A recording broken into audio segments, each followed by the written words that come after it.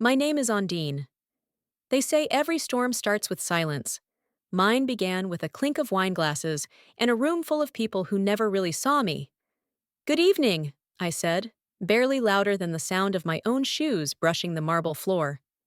I didn't expect them to respond. And they didn't. You've probably met someone like me before. Always invited, never welcomed. The kind of daughter who doesn't fit in the family photo because she's the only one not smiling. The one who shows up to events, but never really arrives in the eyes of those who share her last name. The dinner was meant to celebrate my father's promotion, chief operations officer at a legacy firm that's been in the family of his boss for 3 generations. A man who once told me, when I was 16, "Sweetheart, smart girls are exhausting. Why not just be likable?" My mother, Angela, decorated the long oak table with bone china and glass roses dipped in gold, gifts she bought for herself and pretended were family heirlooms. She fussed over the cutlery, but hadn't looked me in the eye since I walked in the room. Across from her, my younger brother Jasper took selfies with their dog in his lap. Somehow, he'd grown up without ever being taught a single hard truth. And me? I sat at the far end of the table, positioned carefully between the kitchen entrance and a faux plant, strategically invisible. Still freelancing, Ondine? My Aunt Muriel asked, the moment dessert hit the table. Your mother says you're trying to do that. What do you call it? Consulting. Actually, I began, but my father chuckled. She's always had that creative side, always chasing something new. It's cute. My jaw stiffened. I could have corrected him, could have said, "Actually, Dad, I run a digital infrastructure startup that just secured a third-round investment from a firm in Singapore." But I didn't. Not yet. Not until the guest of honor arrived. The room shifted when Henry Lancaster, the CEO, walked in unannounced. Everyone stood up like God had entered the room in a tailored navy suit. He walked straight toward my father. They shook hands, laughed, and then, his eyes landed on me. "Ma'am?" he said, surprised. "Ondine, right?" All heads turned. "Yes," I answered, standing slowly. "You were at the Global Web Infrastructure Conference in D.C., right? You did the presentation on ghost routing protocols. Hell of a talk." I nodded once. My family sat frozen. "You two know each other?" my father asked, suddenly a few shades paler. "Know her?" Henry laughed. "She's the reason we're expanding into Southeast Asia. I told your board we'd be fools not to watch what her company does next." A silence stretched like winter in that dining room. No one spoke, no one moved. Jasper put down his phone. My mother blinked, but said nothing. "Anyway," Henry smiled, "I didn't mean to crash the party. Just wanted to shake the hand of the person who made a real impact this quarter." He extended his hand to me. I shook it. "Pleasure, ma'am," he said again, before nodding at the others and exiting. That single word, "ma'am," sounded like thunder cracking through glass. A chair squeaked. My father sat down as if gravity had doubled. "Well," Aunt Muriel coughed, "I suppose that's something." No one looked me in the eye. They couldn't, because for the first time, they'd seen me through someone else's eyes, someone who mattered to them. And they didn't like what they saw. The morning light crept into my apartment like it didn't belong there, just like I didn't belong at that dinner table. I wrapped my cardigan tighter and stared at my untouched coffee, steam rising in lazy spirals that disappeared too quickly.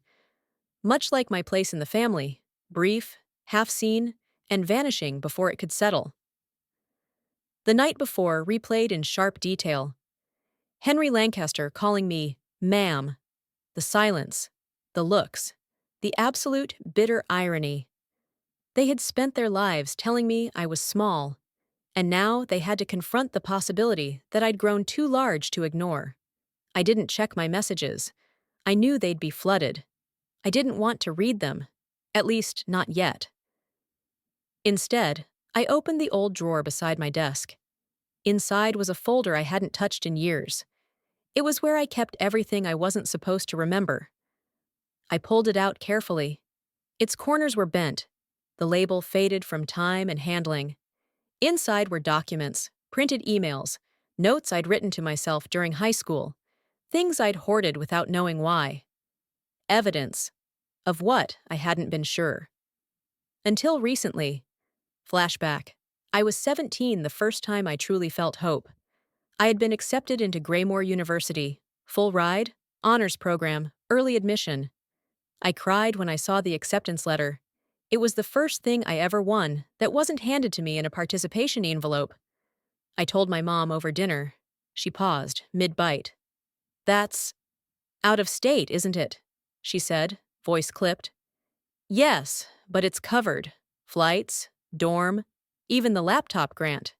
She blinked slowly. You didn't run this by us. I paused.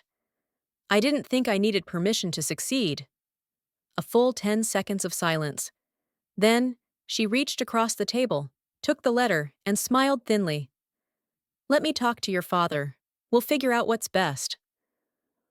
3 weeks later, I received a rejection letter. Only. I hadn't declined anything. Years later, while working as a tech assistant during college, at a third-tier state school I never wanted to attend, I stumbled on an old university system. Out of curiosity, I checked my own email archives. I restored deleted folders from my old account. And there it was. My original acceptance. My response. My mother's forged decline reply. Sent from my account, minutes after she took the letter. I never confronted her properly. I tried. Once. She denied it flatly, said I must have misunderstood. She even laughed. You always did have a vivid imagination, she said. It's what made you such a difficult child. Now, sitting in the present, I closed the folder slowly. My fingers trembled, but not from weakness. From clarity. I stood. I needed answers. Real ones. The house hadn't changed. Still pristine in a way that felt performative, like a magazine spread no one actually lived in. The piano I'd begged to play sat in the foyer, untouched for years. Jasper's trophies lined the wall like war medals. My presents? Nowhere. My mother was in the kitchen, as always, chopping something fragrant and aggressive, carrots. Did you come to drop off your attitude, or just more silence? She said, not looking up. I came for the truth. That made her pause. I dropped the folder onto the counter between us. She looked down. Her face stayed still for 2 full seconds, then cracked. I see you've been doing some digging, she said. You stole my future, I whispered. I saved you from failure. No, I said, firmer. You saved yourself from feeling left behind. She inhaled sharply, knife still in hand. I won't apologize for protecting you. You were sensitive. You weren't ready to be alone. That was never your choice to make. It was always my choice, because no one else ever made me one. Her voice wavered, just a bit. The anger in her tone didn't match the shaking in her hands. What does that mean? But she didn't answer. She turned her back to me and began slicing again, faster now, uneven cuts.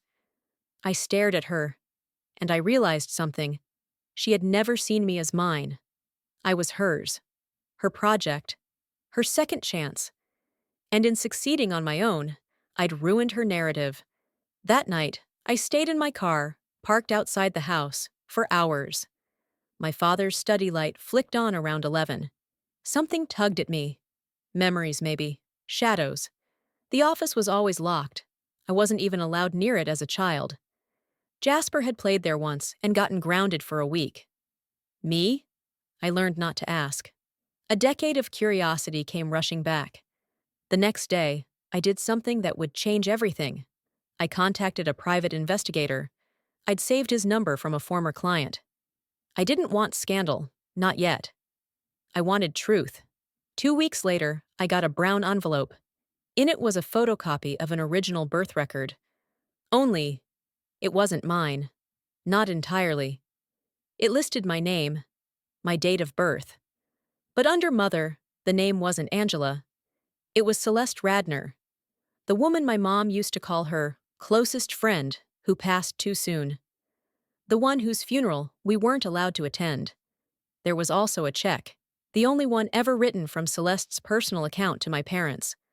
The note line read, "For Ondine's care and guardianship." I didn't cry. I didn't scream. I sat down and whispered, "I wasn't your daughter. I was your debt." And just like that, the foundation cracked beneath the story I'd been told my entire life. The envelope was still on my table, unopened now, but it may as well have been burning. I'd read the name again and again, Celeste Radner. The name of a woman I only remembered through photos and the faint, wistful tone my mother used whenever she mentioned her. My best friend, gone too soon. That was the script. And now, apparently, my biological mother. It didn't feel real, not yet. It didn't feel anything, not even betrayal. Just blank space where my childhood should have been. My phone vibrated, cutting through the numbness. Jasper. "Hey, Mom says you're upset again. You okay?" It was a new kind of funny. Being told I was upset again for finding out the people who raised me weren't my parents. I didn't respond. Instead, I Googled Celeste. There wasn't much. A few archived newsletters from the school board. She had been a teacher. No LinkedIn, no social posts. Just a low-resolution photo of a woman with the same cheekbones as mine, smiling like she hadn't yet learned how fragile life could be. A small obituary. No mention of family. No children listed. Died in a car accident. Closed casket. Buried in a private cemetery in Rensfield. But the strange thing? The date. It wasn't when I remembered her disappearing. It was 2 years after the last time my mother ever mentioned her. She'd lied about when she died. Why? I didn't wait. I packed a bag, cleared my calendar, and booked a rental car. Rensfield was 3 hours north and almost entirely forgotten by the rest of the world, but I needed to stand on the same soil where Celeste had been buried. I needed to see if there was anything left of her that hadn't been erased. The town was tiny, quiet in the way old secrets often are.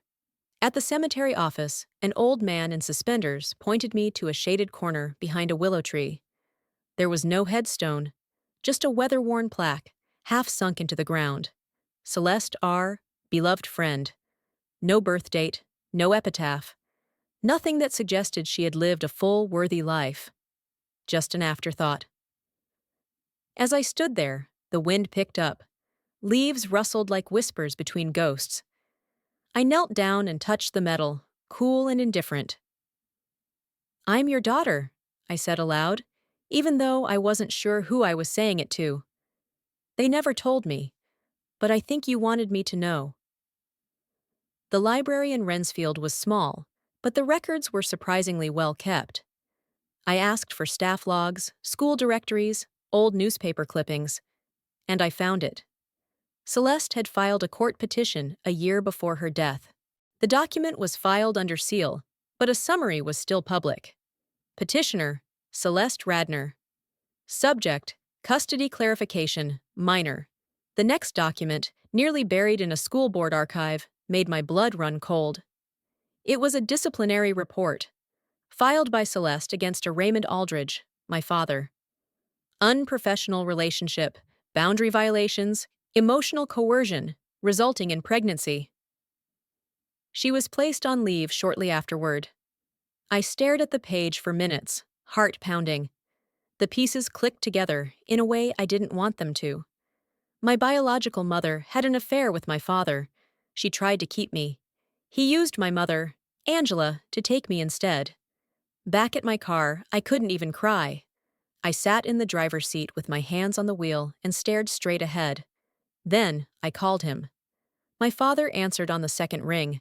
His voice was calm, pleasant, like he hadn't ruined lives and buried them under fine suits and smooth promotions. "Ondine, calling to apologize to your mother, I hope." "No," I said.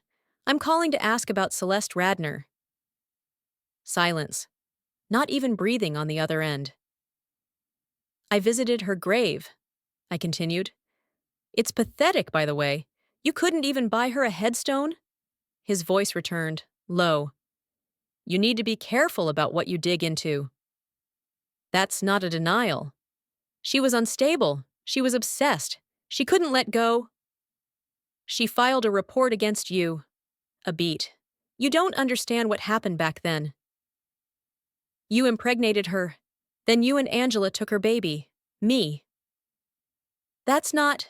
He began, then stopped. Did you think I wouldn't find out? His voice dropped into something almost regretful. Almost. I loved her once, but she lost control. She wanted to ruin me. So you buried her, I said. Not just her body, her story, her name, her daughter. He exhaled slowly. You have no idea how much we gave up to raise you. We kept you safe. From her? From the truth. When I hung up, I was shaking. I didn't know from rage or relief. Probably both, probably neither. But the mask had cracked, and beneath it was rot. The day I decided to confront them, the sky was overcast, gray and simmering, like it was waiting for someone to break first. I didn't dress like a daughter visiting home. I dressed like someone who knew she didn't need permission anymore. A black coat, boots that echoed across marble floors, and the kind of presence they were never prepared to face. Angela opened the door before I even knocked. Her lipstick was fresh, her pearls straightened like armor. You could have called, she said flatly. I didn't come for pleasantries, I replied. I stepped inside without waiting. The house still smelled like lemon cleaner and curated lies. Raymond was in the den, flipping through financial reports like he didn't have a coffin-sized secret buried 3 hours north. He looked up, unsurprised. Sit, he said, gesturing to the couch.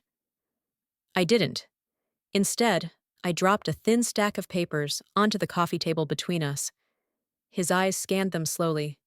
Legal terms, custody filings, the misconduct report, Celeste's name, over and over, underlined in red ink. Angela stood behind me, silent. She didn't move. You were never going to tell me, I said. No, he said plainly. We weren't. I laughed once, bitter and too sharp. Did you ever plan on telling Jasper? Or was this always just a quiet arrangement among adults with too much power?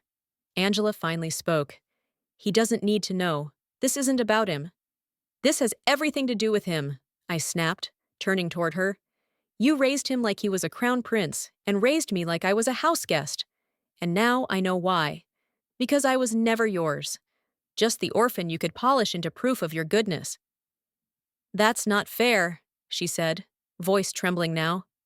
No, I said. It's finally fair. Raymond closed the file. What do you want, Undine? Money? An apology? I want the truth, publicly. He frowned. You'd ruin your own name in the process. I have my own name, I said. You're the ones with reputations built on fraud. His voice dipped to something cruel. You think they'll care? The board? The public? You're just an angry woman with a dead woman's tragedy in your hands. No proof of paternity. No signed confession. Maybe, I said. But grief makes people listen, especially when it's real, and quiet, and patient. Angela reached forward, grabbing my wrist, not hard, but desperate. Don't do this, Undine. You don't understand what people like us lose when image is shattered. I do, I whispered, because I lost me for 20 years so you could play perfect. The next morning, I booked a ballroom at a downtown hotel. I didn't announce it. No press, no invite list. Just a note to the board of my father's company. Please attend. Your future COO's past may interest you. I wore black again. Not for mourning, for intention. The ballroom was quiet. Crisp white linens, a podium, and a single screen. When the executives arrived, 11 men, 3 women, they assumed it was a pitch meeting. I smiled once and pressed play. On the screen appeared a timeline, a map of decisions. Not accusations, facts.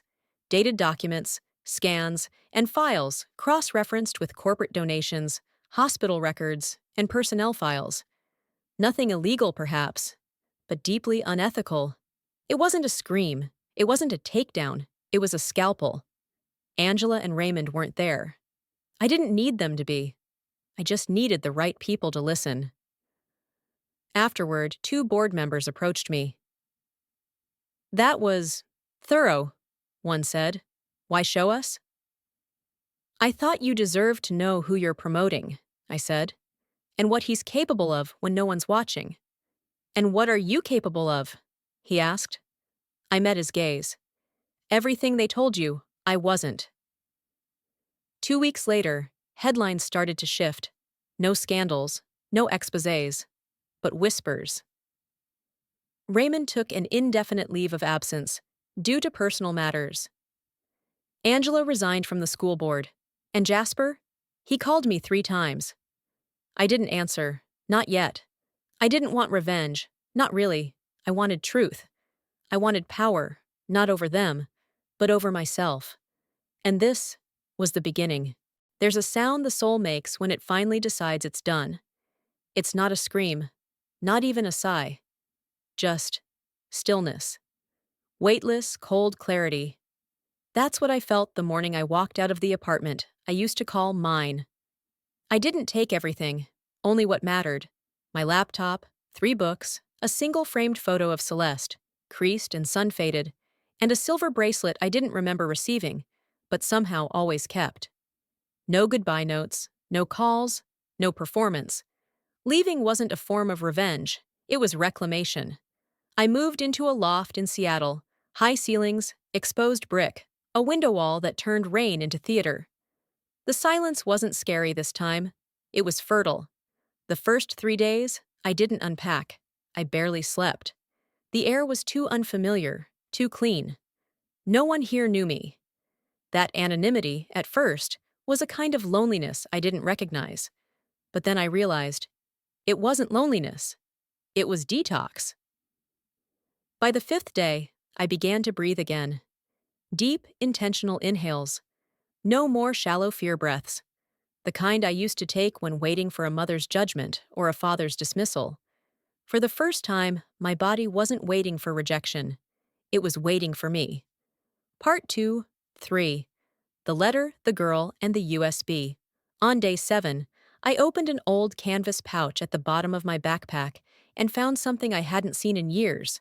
A flash drive. No label, just deep red plastic. The kind techies used to pass like trading cards. It clicked into my laptop with a soft chime. I stared at the list of files. Most were junk, but one folder stood out. "Oh, if you ever find this." I hesitated before opening it. Inside, scans of papers I didn't remember seeing before. Handwritten notes, photos. Then, a password-locked PDF titled, "For Ondine." My hands went cold. I tried a few obvious passwords. Nothing. Then I remembered Celeste's handwriting. The notes she used to leave in my lunchbox when I was little. Phrases she'd whisper like secrets. "You belong here," I typed, "belong." It opened. "Ondine, if you're reading this, something must have survived. You, most importantly. I always feared they'd try to make you forget where your light came from. Don't let their silence rewrite your beginning. Your mind was made to question, your voice to challenge. Keep both alive." I tried. I tried harder than they'll ever admit. And if you ever doubt whether I fought for you, let this be proof that I did. Celeste. I leaned back.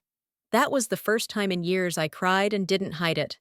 Not because I was in pain, because someone had once seen me entirely and chose me anyway. The following Friday, I went to a neighborhood coding center I'd seen on a flyer. I didn't plan to volunteer, I just wanted to observe. But when I walked in, a woman with sleeves of tattoos and eyes sharper than her buzz cut spotted me. "You code?" "Yes," I said. "Systems infrastructure." She grinned. "Perfect. They don't trust adults with perfect resumes. But pain? They respect that." She nodded toward a group of girls huddled around an old Mac. One of them looked up. dark curls, guarded eyes. That was Rena. Rena was the kind of girl who carried silence like a blade. Sharp, polished, always drawn just enough to warn you she wasn't here for pity. She didn't smile when I introduced myself. Didn't even nod. Just stared like she was trying to figure out if I was a fraud. I understood that look, because I'd worn it once too. Over the next few weeks, I kept coming back. No announcements, no titles, just presence. I sat in a beanbag behind her during group coding drills, answered questions only when asked, brought snacks no one thanked me for. And yet, something shifted. One rainy afternoon, she tossed a crumpled paper toward me. "Your Python syntax is messy," she muttered. I laughed. "You sound like my first mentor." She smirked, almost imperceptibly. Was she scary? She wore red lipstick and made me rewrite code like it was scripture. That night, she lingered after the others left. "Why do you come here?" she asked. "Because I needed a place where my history wasn't currency." She frowned. "What does that mean?" "It means," I said slowly, "that sometimes we carry our past like a passport, proof we've suffered enough to be heard. But here, I don't have to prove I survived. I just get to show up." She stared for a moment, then said quietly, "No one's ever put it like that." A week later, I handed Rena a USB drive. She rolled her eyes. "What's this? More healing through code?" "It's a sandbox simulator. No grades, no judgment, just play." She took it. Didn't thank me, but didn't hand it back either. That's how you know you're making progress. With girls like Rena, they don't say thanks. They show up again.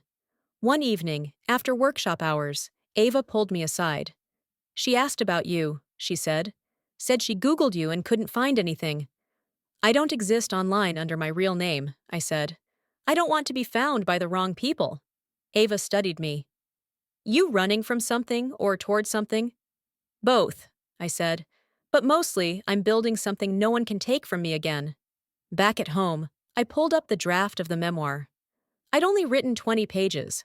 Most of it felt raw, unformed. But something in me knew it mattered. I scrolled to the blank page at the end, typed one sentence. "Sometimes healing doesn't look like sunlight. It looks like building a firewall against ghosts." And I knew Rena would understand that. Because I did. The day the letter arrived, Seattle was wrapped in fog thick enough to make the skyline disappear. I found the envelope wedged between ads for gutter repair and organic dog food. No stamp, no return address, just my name in handwriting I hadn't seen in years. It was Jasper's. Inside was a photo. I nearly dropped it. It was me, no more than 6, sitting in a park. A hand I barely remembered was holding mine. Delicate, familiar. Celeste. The light in the photo was golden, a warmth that no longer existed in memory, only myth. On the back, he had written 3 words. I remember everything. I read them over and over until they felt like absolution and accusation in one. That night, I called him. He answered on the 3rd ring, breathless, like he'd been expecting this. "I didn't think you'd call." "I almost didn't." Silence. Then, "They told me she was unstable, that she gave you up. I believed it." "I know. I was 10. I thought I was protecting you by agreeing with them." I let that sit. "You were a child," I said, "but you're not now."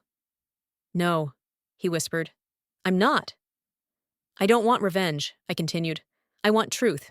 Yours, mine, hers." "I want to help," he said. "I don't know how, but I want to." My voice broke just slightly. "Then start by telling me everything you remember about her. Everything." And he did. Until midnight, he told me stories of Celeste, how she'd sneak me lollipops, how I'd cry every time she left, how, one night, I screamed so loud she stayed on the porch for an hour, refusing to go, until Angela dragged me inside. How after that, they told him she had gone away for good. But he remembered. He always had. The next morning, I reopened the manuscript. I changed the title, from Inheritance to Firewall, because that's what Celeste had been, and what I was becoming, for others like me. Rena knocked on the community center's glass door early that day. "Can I show you something?" she asked, awkward. She pulled out a folded paper. A short story. I read the first line. The first time she disappeared, no one noticed. The second time, she made sure they did. It wasn't just fiction, it was legacy. And it hit me then. I didn't need to win against my past. I just needed to build beyond it. Some silences are sharp. Not the kind you sit in peacefully. The kind that cuts between sentences, like glass waiting to be stepped on. That's what I heard when Jasper walked into my Seattle apartment. He didn't knock. He texted once. "I'm downstairs. I don't know who else to call." When I opened the door, he looked like the wind had taken something out of him. Not just weight, identity. "I didn't know where else to go," he said. I stepped aside. He didn't speak for the first minute. Just stood in the center of my loft, looking out the windows like they might offer him a version of himself that hadn't crumbled. "They froze his assets," he said finally. "Dad, the SEC, insider trading, shell accounts. Someone tipped them off." I said nothing. "They think it was you," he added. "Was it?" "It wasn't," I said truthfully. "But I'm not sad it happened." He sank onto my couch like a puppet cut from strings. "I used to think we were the lucky ones," he whispered. "We had everything: legacy, privilege, the Aldridge name." I poured him tea, set it down without touching him. "Legacy is what you inherit. Character is what you choose," I said. "You were too young to choose then. You're not now." He stared at the steam rising from the cup. "Mom's disappeared. PR team says she's on a wellness retreat. But she's just hiding. Dad's pretending like it's temporary, like the firm will bounce back." "It won't," I said. He looked up. "You're sure?" "I've been sure since they erased her name," I said. "The moment they silenced Celeste, they started building their empire on sand." He nodded slowly. "I remember the park," he said. "Her hands smelled like cinnamon. She used to hum when she tied your shoelaces." I sat down across from him. "I thought I made her up," I admitted. "Until I found that USB. Until you sent that photo. She used to call you Star. I don't know why. I think she said you were the only light that didn't scare her." We sat in silence for a long time. But not the cutting kind this time. The kind that holds space. "I don't need your apology," I said. "I need you to decide who you want to be now. Not for them. Not for me. For you." He wiped his eyes with the sleeve of a blazer that probably cost more than my rent. "Do you think people like us get to start over?" "No," I said, "but we get to rebuild. That's more honest anyway." The next week, the media caught wind of everything. There were no sirens, no press conferences, just a quiet headline on the third page: "Aldridge Financial under scrutiny for asset diversion." But in the city, word traveled faster. The board I had once presented to, they began emailing me, subtle praise. Some even asked to consult on ethical restructuring. I declined them all. Instead, I focused on Rena's story. She had rewritten her short piece into a full essay. Raw. Courageous. I submitted it, anonymously, to an online youth publication. It went viral. She came into the center the next week in disbelief. "I didn't want everyone to know I was that girl," she said. "But now I kinda like being her." I smiled. "They didn't define you," I told her. "You did." One afternoon, I visited Celeste's grave again. This time, I brought a headstone. Simple, granite. It read, "Celeste Radner Mother, Mentor. Memory that refused to be erased." I sat beside it, tracing the letters. "I didn't burn the house down," I whispered, "but I did leave the door open so the truth could walk in." As I stood up, I felt it. Not closure, but continuity. A life wasn't something you ended or escaped. It was something you rewrote, with cleaner lines, stronger ink, and a name you chose for yourself. The first time I stepped on stage to speak publicly, it wasn't for a tech demo. It was for a reading. I was one of 5 writers invited to close the Seattle Lit series. Small venue, mostly local educators, a few nonprofit directors, and some fresh-eyed students in hoodies too large for their ambition. I almost said no. But then I thought of Rena, of Celeste, of myself, when I was a girl who thought truth was too dangerous to name aloud. The stage was wood, creaky with memory. The mic was older than I was, and I could hear my breath hum through the monitor when I leaned forward. I used to think survival meant staying quiet, I began. The room fell still. I used to think protecting my family's image was loyalty, even when that image required erasing someone I loved. I looked out across the seats. No one was blinking. But survival without voice is a slow death. And silence, I said softly, isn't always noble. Sometimes it's the chain they dress up in pearls. I didn't cry, but one girl in the second row did. Afterward, a woman from the back approached me. Her scarf was patterned with small violets, and her eyes were ringed with fatigue. "I think you told my story," she said. "No," I replied. "I just finally told mine." The memoir launched a month later.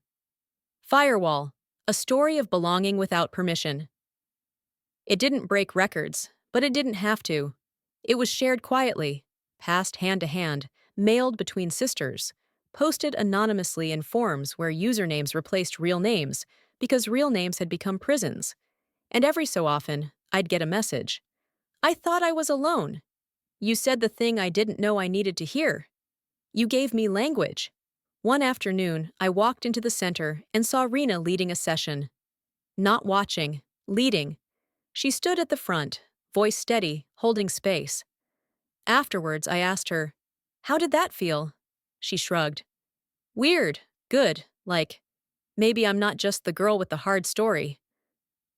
"You're not," I said. "You're the girl with the pen." She smiled. For real this time. The last twist came quietly, like all the important ones do. I received a letter from a lawyer. The estate of Celeste Radner had a final asset, a small cabin 2 hours from Seattle, left unclaimed for years. It was in her name, and now it was in mine. The first time I saw it, I cried. Not because it was beautiful, it wasn't.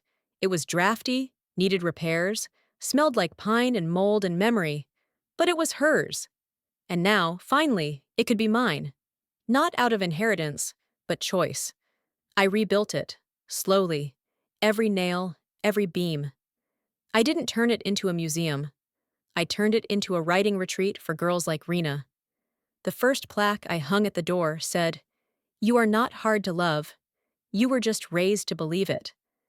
And maybe this is the part where I tell you everything is okay now. But it isn't. My parents still live in a city that pretends nothing happened. Jasper is healing, but not whole. I still wake up some nights with the voice of doubt louder than anything else. But I have tools now.